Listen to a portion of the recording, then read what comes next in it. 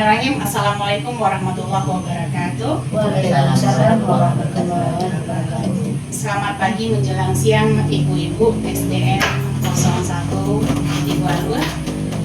Baiklah, saya hari ini sebagai CGP Angkatan 11 ingin mempresentasikan hasil diseminasi penyebaran pemahaman budaya positif pada modul 1.4 di SDN kita. Mudah-mudahan ini nanti bermanfaat buat kita semuanya. Baik Ibu-Ibu, tujuan dari demonstrasi kita hari ini yaitu mendemonstrasikan tentang pemahaman mengenai konsep budaya positif yang di dalamnya terdapat nanti adalah konsep-konsep perubahan paradigma stimulus respon, yang mana paradigma lama kita ubah menjadi paradigma baru, dan kemudian adanya teori kontrol dan 3 teori motivasi perilaku manusia. Kemudian motivasi internal dan eksternal yang ada pada aset di sekolah kita. Kemudian keyakinan kelas yang mana itu berasal dari kesepakatan kelas kita nantinya. Kemudian adanya hukuman dan penghargaan. Terus ada 5 kebutuhan dasar manusia dan 5 posisi kontrol guru dan segitiga restitusi. Seandainya ada nanti masalahnya.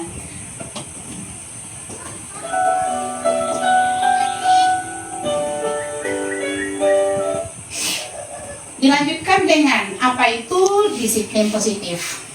Bapak dan Ibu, kebanyakan dari orang menghubungkan kata disiplin itu dengan tata tertib. Kemudian ada peraturan. Kemudian ada kepatuhan kepada peraturan. Kata disiplin juga sering dihubungkan dengan hukuman.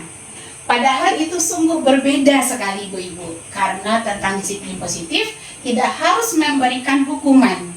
Kemudian justru itu hukuman itu merupakan alternatif terakhir. Kalau bisa tidak usah pakai hukuman. Dan insya Allah disiplin itu akan terlaksana. Kemudian di dalam budaya kita, disiplin dimaknai dengan sesuatu yang dilakukan kepada seseorang yang lain untuk mendapatkan kepatuhan. Dan kita lihat selanjutnya Ibu-Ibu. Disiplin positif merupakan salah satu cara penerapan disiplin yang bertujuan untuk menumbuhkan kesadaran serta memberdayakan anak untuk melakukan sesuatu tanpa sogokan, ancaman maupun hukuman. Seperti kita kemarin mengadakan perayaan. Sebenarnya kenapa biasanya kita kan memberikan berupa hadiah, berupa piala ataupun piagam. Sebenarnya itu ada sisi-sisi negatif yang kita lihat dari hal situ. Insya Allah nanti kita pelajari.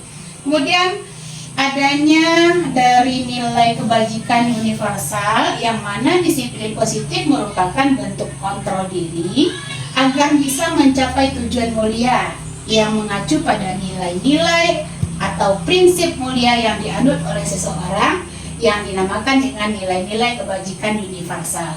Jadi nilai-nilai positif itu disebut dengan kebajikan universal, yang mana salah satunya nilai kebajikan itu yang ingin dicapai oleh anak adalah sesuatu dengan dimensi profil Pancasila.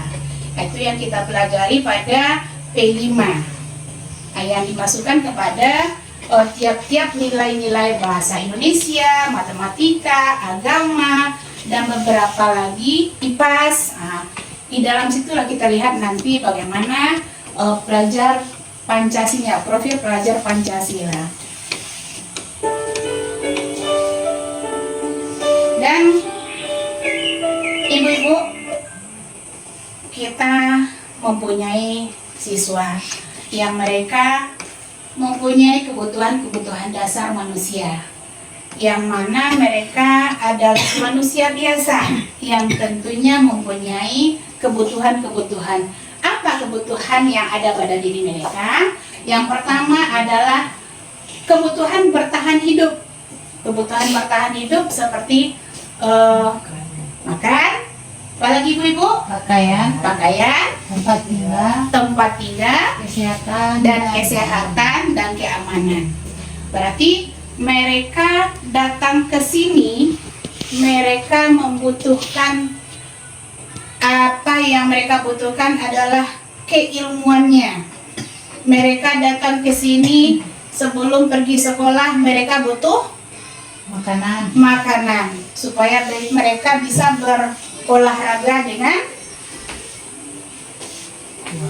dengan kuat. Kemudian mereka upacara. Kita lihat anak-anak kita kan upacara ada yang pingsan. Itu dikarenakan karena mereka tidak makan pagi. Itu salah satunya. Kemudian adanya kebutuhan rasa kasih sayang dan rasa diterima. Dan selanjutnya ibu-ibu kita lihat kebutuhan dasar manusia, yaitu ada 5. Yang pertama, kebutuhan bertahan hidup. Kira-kira apa ibu-ibu kebutuhan bertahan hidupnya anak-anak kita? Makanan, pakaian, tempat tinggal. Kemudian ada lagi kebutuhan dasarnya, yaitu kebutuhan kasih sayang dan rasa diterima. Contohnya anak kita yang kemarin yang yatim piatu, siapa itu kemarin Bu yang pingsan waktu Dava itu karena kebetulan gimana Bu Epi? Dia tidak punya orang tua. Oh, tidak punya orang tua. Ibunya sudah meninggal, bapaknya sudah menikah. Tinggal sama nenek. Tinggal Jadi sama kurang nenek. perhatian. Oh, kurang perhatian. Artinya mereka di sini, Dava di sini membutuhkan kita sebagai orang tua di sekolah menjadi pengganti ayah dan bundanya. Terima kasih Bu Pi atas sumbang sarannya. Kemudian ada rasa penguasaan, pengakuan atas kemampuan, keinginan untuk dianggap bisa berbuat perbedaan. Bisa kita contohkan pada anak kita kelas 5, anak Bu Roza. Siapa namanya Bu Roza? Yang kelas 5 yang Bu Pi, yang dulunya kelas 4 Bu Azam. Nah, Azam dia membutuhkan rasa pengakuannya atas kemampuannya. Kemudian ada kebebasan, kebutuhan dasar yaitu kebebasan yang mana mereka dianggap mandiri, memiliki kepribadian, kemudian senang mencoba hal-hal baru. Makanya anak-anak kita seperti Azam dan yang lain-lain itu suka berontak dirinya. Karena kenapa? Karena mereka ingin bebas. Kemudian ada lagi rasa kesenangan. Mereka suka bermain, tertawa, dan suka bergurau. Kira-kira ini Bu Pi, ada nggak contoh anak kita yang kebutuhan kesenangan di dalam kelas sehingga mereka membuat gangguan di dalam kelas? Atau ayah boros, ada nggak boros? Kalau dalam kelas enggak, kalau sekarang di luar ada. Oh ada. Keteput. Oh main ketok-ketok meja. Oke, terima kasih Bu Ros. Dan kita lanjutkan.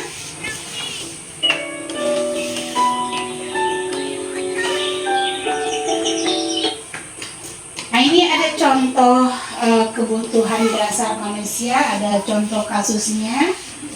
Bisa minta tolong Bu Ta, bacakan Bu Ta kasus tentang Ibu Ambar. Untuk kasus Ibu Ambar, guru wali kelas 2A di SD Pelita Hati, sedang bingung menghadapi ulah salah satu murid di kelasnya, Doni. Berapa anak di kelas 2A telah datang padanya dan mengeluh Doni yang seringkali meminta bekal makan siang mereka dengan paksa. Jika Anda menghadapi situasi seperti Ibu Ambar, apa yang akan Anda lakukan? Menurut Anda kira-kira apa alasan Doni melakukan hal itu? Doni ya. Oke, ibu-ibu, kini kan ada contoh kasus. Kira-kira kebutuhan dasar apa yang bisa kita lihat di sini? Apa yang dibutuhkan si Doni? Makanannya mana Ibu? Butuh bekal makanan, berarti dia Karena dia sering meminta makan pada temannya. Kebutuhannya apa tadi Bu? Kebutuhan makan siang. Kebutuhan makan siang. Apalagi kira-kira ibu-ibu di sini? Kebutuhan selain dari makan siang. mungkin barangkali perhatian dan kasih sayang tak diperhatikan, mungkin makanannya cukup di rumah tapi kurang perhatian. Kurang perhatian. Oke, kalau begitu kita lihat.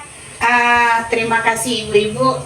Si Doni, kata Bu Ros tadi dia butuh makan siang, berarti kebutuhannya makan siang. Kemudian kebutuhan tentang kasih sayang. Coba kita lihat selanjutnya.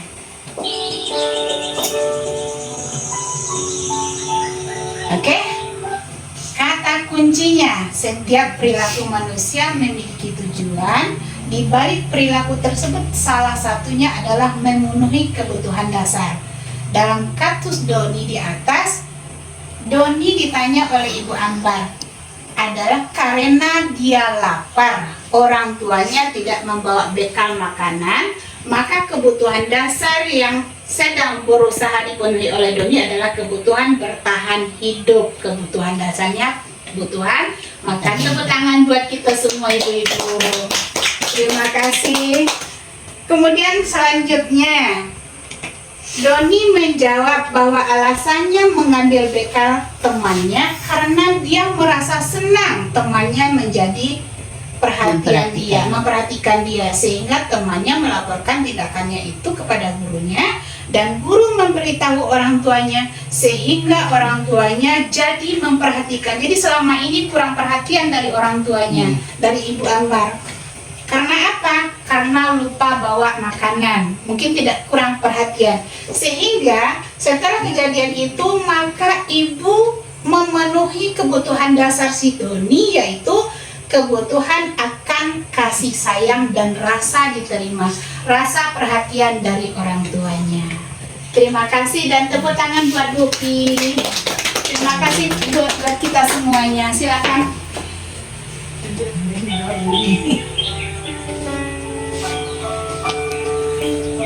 Lanjut, sekarang kita masuk kepada budaya positif selanjutnya, yaitu motivasi perilaku manusia. Motivasi merupakan dorongan yang timbul pada diri seseorang secara sadar atau tidak sadar untuk melakukan suatu tindakan dengan tujuan tertentu. Contohnya, motivasi kita datang ke sekolah, kalau ini adalah tugas kita sebagai guru, apa kira-kira ibu-ibu motivasi dasar kita datang ke sekolah? Yang pertama, cari uang, pipi sirah kalau bahasa Minangnya. Yang kedua, bertanggung jawab kita sebagai guru.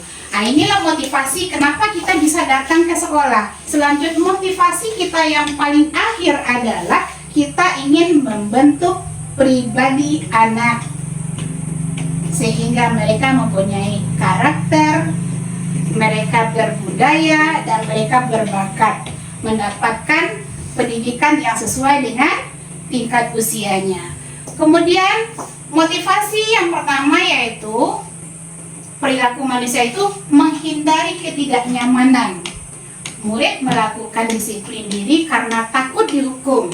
Ini adalah tingkat motivasi yang paling rendah dari motivasi perilaku manusia, yaitu motivasi eksternal. Yang mana contohnya kita membuat PR, kita suruh mereka membuat PR. Hukumannya yang terberat bagi mereka adalah mendapat nilai yang rendah. Kemudian dilanjutkan dengan mendapatkan imbalan atau penghargaan dari orang lain. Selanjutnya yaitu disiplin positif, yaitu 5 posisi kontrol guru. Kita lanjut Goza. 5 posisi kontrol guru. Yang pertama adalah kita sebagai guru penghukum. Inilah yang sering kita terjadi pada diri kita selama ini. Saya pun juga sebagai penghukum, pemantau, pembuat rasa bersalah. Inilah yang sering kita kerjakan selama ini, yang mana anak membuat kesalahan langsung kita hukum, kemudian mereka terjadi sesuatu ditanyakan langsung kita hukum, ujung-ujungnya hukuman. Kemudian sering kita membuat mereka merasa bersalah. Contohnya kemarin waktu saya membuat restitusi segitiga antara kejadian Aldo dan Raka dengan Dinda.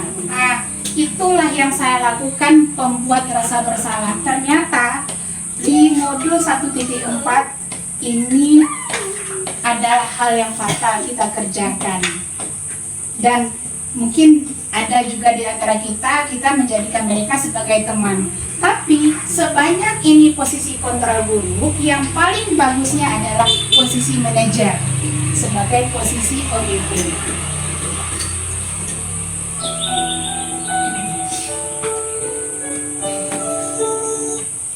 Yang pertama, kita jelaskan kembali apa itu posisi penerapan dari kontrol guru penghukum.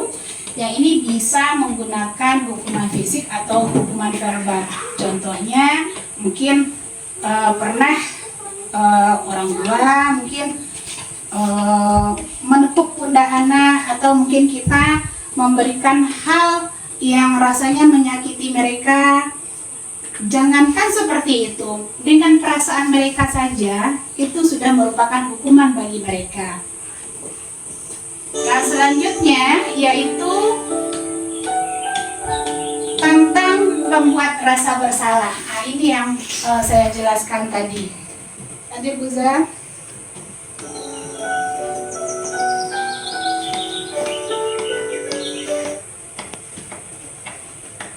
Posisinya sebagai teman, guru merupakan mempunyai daya kontrol pada murid melalui persuasif. Guru posisikan dirinya sebagai teman.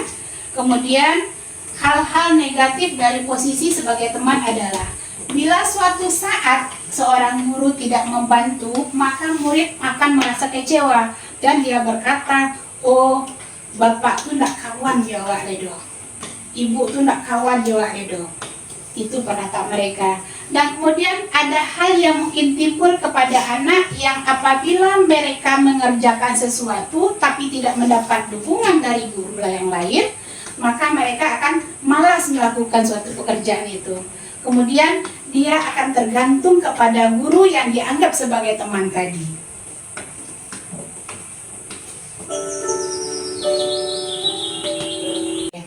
Posisi kontrol guru selanjutnya yaitu tentang posisi manajer. Kita memposisikan diri kita sebagai guru sebagai manajer, yang mana di posisi ini guru berbuat sesuatu bersama dengan murid, mempersilahkan murid mempertanggungjawabkan perilakunya. Kemudian anak-anak kita mencari solusi dengan apa yang telah mereka lakukan. Kemudian murid dijadikan mempunyai kepribadian yang mandiri. Mereka dicetak untuk bisa merdeka bertanggung jawab dengan perilakunya, dan akhirnya mereka bisa menciptakan lingkungan yang positif, aman dan nyaman bagi mereka sendiri.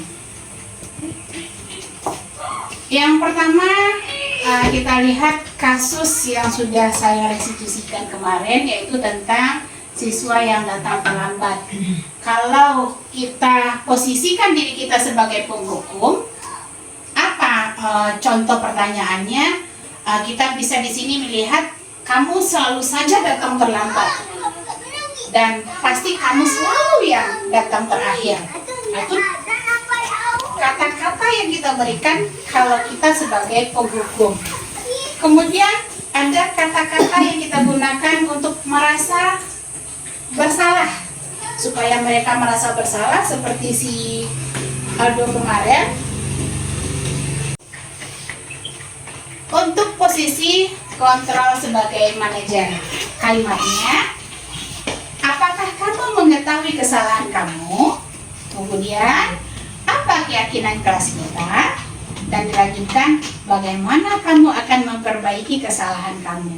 Seperti si Aldo kemarin, kira-kira keyakinan kelas apa yang telah Aldo kerjakan kemarin?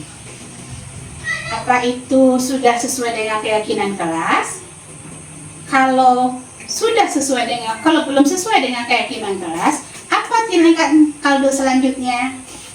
Nah, seperti itulah posisi manajer. Jadi mereka mencari kesalahan mereka sendiri, menemukan kesalahan mereka sendiri, dan menemukan solusi buat mereka sendiri.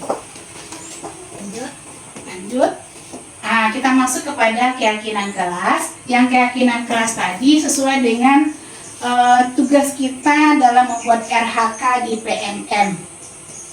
Tugas kita dalam membuat di PMM, kita akan membuat kesepakatan kelas. Kesepakatan kelas itu akan nanti menghasilkan keyakinan kelas yang kita sesuaikan kesepakatan kelas itu dengan anak-anak dan kita melaksanakan dengan anak-anak. Maka lahirlah nanti keyakinan kelas. Insya Allah itu pada observasi di bulan akhir, di bulan Agustus ini kita akan melaksanakan tentang keyakinan kelas. Kita enggak keyakinan kelas. Keyakinan kelas merupakan suatu keyakinan yang mendorong timbulnya motivasi intrinsik. Motivasi intrinsik ini adalah motivasi yang berasal dari diri mereka sendiri. Kemudian seseorang akan lebih bergerak menjalankan keyakinannya daripada hanya mematuhi peraturan. Jadi ini datang dari diri mereka sendiri. Kemudian dilanjutkan dengan pernyataan keyakinan kelas dibuat dalam bentuk yang positif. Sekarang ibu-ibu di sini mungkin kita akan membuat kesepakatan kelas kita yang nantinya akan melahirkan keyakinan kelas. Kira-kira kita posisikanlah diri kita sebagai murid di dalam kelas. Misal Bude sekarang menjadi guru kelas, wali kelasnya. Kira-kira kesepakatan kelas apa yang akan kita kerjakan di dalam kelas, dan itu kita laksanakan dalam kelas dan kita patuhi dan kita ikuti di dalam kelas kita masing-masing. Di sini Bude mohon kita membuat kesepakatan kelas kita dan tolong kita tuliskan pada kertas yang Bude bagikan ini, dan kemudian kesepakatan kelas kita tempelkan di sini, dan itu insya Allah akan kita jadikan keyakinan kelas. Boleh dibantu Ibu?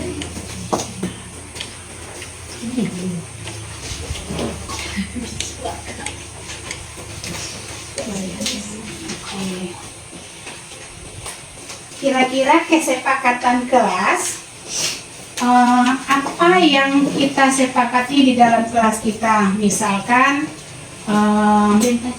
tentang disiplin atau tentang kebersihan kelas, tidak boleh datang terlambat. Kita sepakati. Oke, silakan ibu-ibu.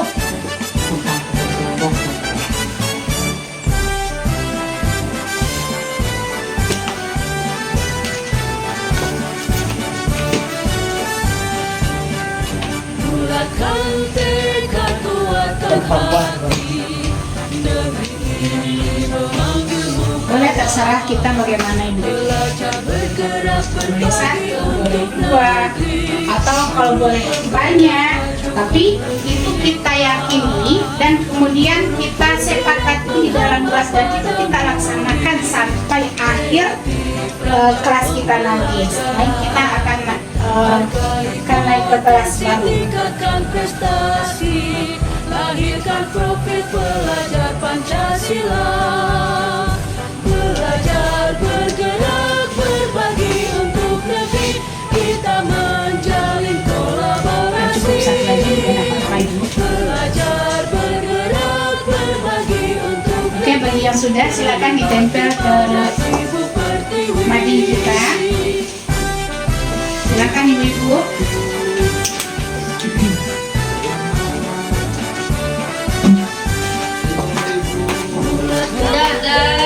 Kuatkan hati, negeri ini memanggilmu kawan.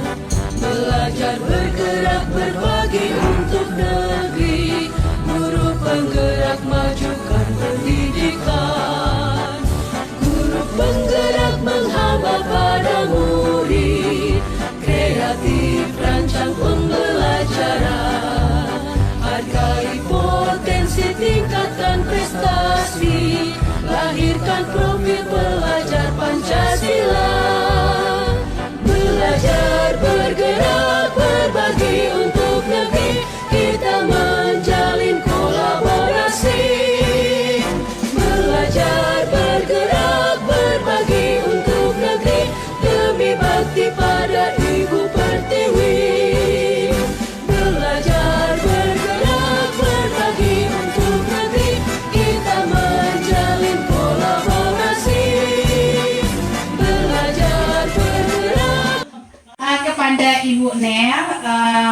dimohon untuk membacakan apa yang dibacakan oleh Ditulis. oleh teman tadi. Yang ditulis tadi. Iya.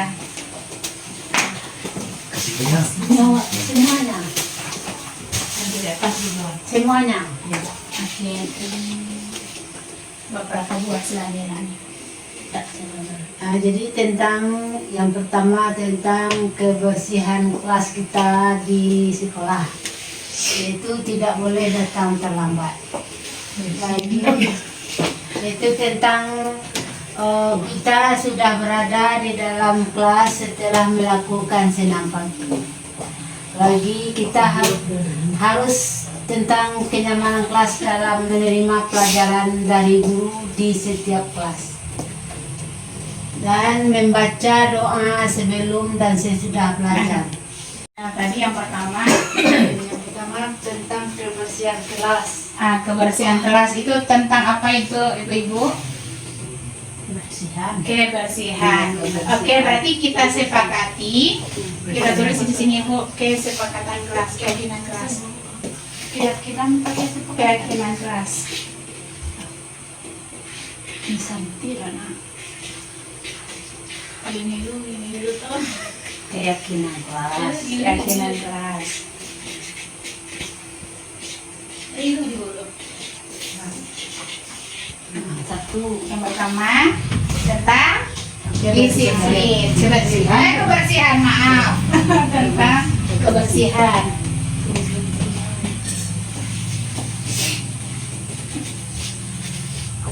Oke, yang selanjutnya kita sudah berada dalam kelas setelah melakukan senam pagi. Disiplin. Tentang apa Ibu? Disiplin. Oke, kita sepakati, kita yakini, kita harus disiplin. Selanjutnya, kita membaca doa sebelum dan sesudah belajar. Disiplin lagi, berarti sudah ada. Lanjut, membuang sampah pada tempatnya. Kebersihan sudah ada. Lanjut apa Buta? Tidak boleh datang terlambat. Disiplin. Kemudian mau mengerjakan tugas. Disiplin. Disiplin masuk tanggung jawab juga. Tanggung jawab satu lagi Buta. Tanggung jawab.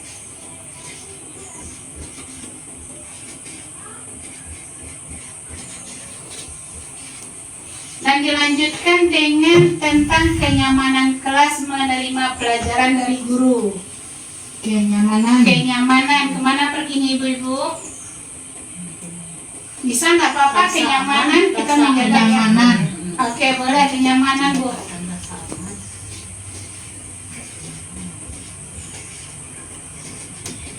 Untuk kebersihan kelas berarti kita masuk kebersihan dan juga berarti masuk kepada kesehatan. Keamanan gimana ibu-ibu? Perlu kita sepakati? Perlu. Kita sepakati di sini tambah dengan keamanan dan kesehatan. Nah, jadi silakan Bu Ta, dibacakan keyakinan kelas yang kita sepakati. Oke, nah. Kesehatan. Oke, nah.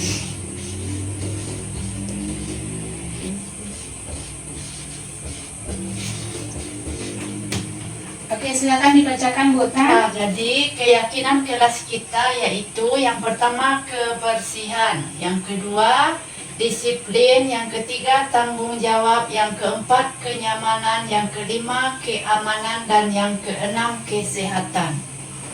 Bagaimana Ibu? Sesuai. Alhamdulillah. Terima kasih Bu Ta. Oke, tepuk tangan buat Bu Ta.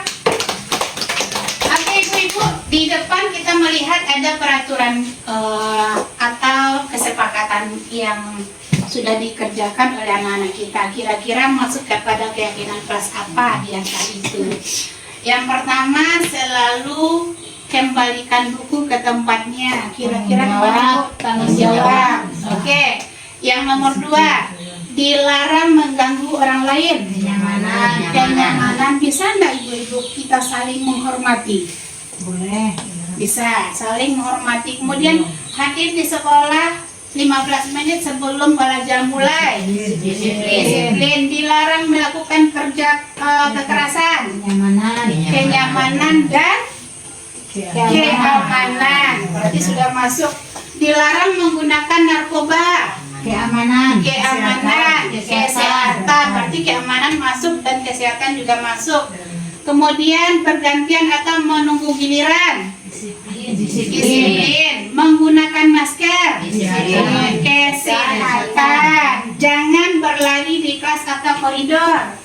Disiplin. Ya, kalau kita lihat Buza, benarkah yang kita kerjakan itu Buza? Ya, ternyata benar. Terima kasih Ibu. Lanjut Buza. Sudah beri cek. Segitiga restitusi. Segitiga restitusi ini yang kita kerjakan dengan si Aldo, dan kemarin sudah membuat video dengan si Aulia. Insya Allah ini nanti kita akan berbagi. Baiklah, ini ibu-ibu segitiga restitusi. Ini nanti apabila kita terjadi suatu permasalahan, kita tidak langsung menyalahkan mereka seperti kata penghukum tadi, tapi kita cari dulu validasi kebutuhan, kita stabilkan identitas mereka dulu, tanya mereka apa penyebabnya dan kebutuhan dasar apa yang ada pada diri mereka. Jadi kita nanti tidak menyalahkan. Kalau mereka mengerjakan, "Yo Bu, dia nakal Bu, tentu saja saya balas Bu."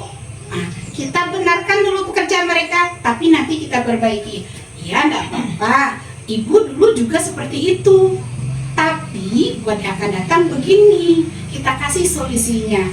Dan kemudian kita tanyakan kepada mereka, kamu tentu punya alasan mengapa kamu melakukan itu, atau adakah cara yang lebih efektif untuk mendapatkan apa yang kamu butuhkan. Wah, tanya dulu. Kemudian kita terakhir nilai apa yang kita sepakati, baru masuk ke dalam keyakinan kelas tadi. Kira-kira dengan pekerjaan yang kamu kerjakan tadi, kamu sudah menyadari bukan? Kalau itu yang kamu kerjakan, terus kalau kamu sudah mengerjakan seperti itu, terasa enggak sakitnya bagi kita? Iya Bu, kalau iya, apa solusinya? Kita kaitkan nanti dengan keyakinan kelas yang sudah kita sepakati. Terima kasih. Salam guru penggerak, tergerak, bergerak, dan menggerakkan. Mudah-mudahan apa yang kita kerjakan hari ini bermanfaat bagi diri saya sendiri dan juga bermanfaat bagi kita bersama. Insya Allah nanti kita akan terapkan di sekolah kita SDN 0132. Memang oke. Terima kasih.